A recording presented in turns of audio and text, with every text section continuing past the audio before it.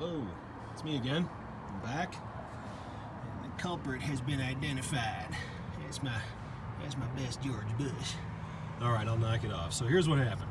You have cylinder 1, 2, 3, and 4. Obviously, number 3 has seen a lot of contact. Sure looks like it has. Maybe number 2 has too. But I think I found the problem. Let's see if you can see it. Let's see if I can hold the camera steady enough to show you. Now, by the way, cylinders 1 and 4 are on the same timing as 2 and 3. So in other words, when 2 moves, 3 should move, and vice versa. See if you can see what's happening. Did you see it there? Watch when 3, that's this guy, goes down. See if you can see, kind of watch like right here. Watch when 3 goes down, see what happens right there. Did you see it? Let me see if I can further illustrate. That's not supposed to happen. That's dead.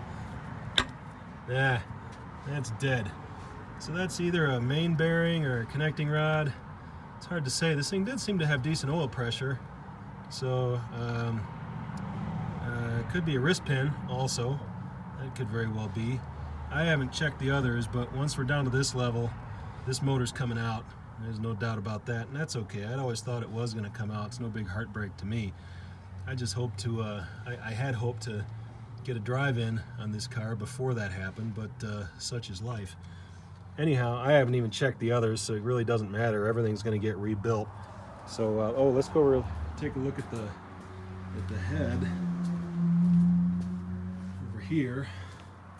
So here's 1, 2, 3, and 4. This is the one that was hitting.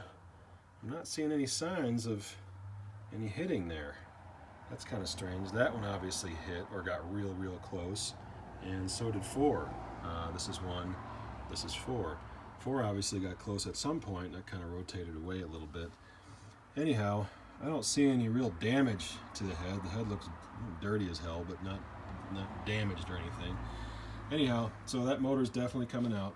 Thanks for watching.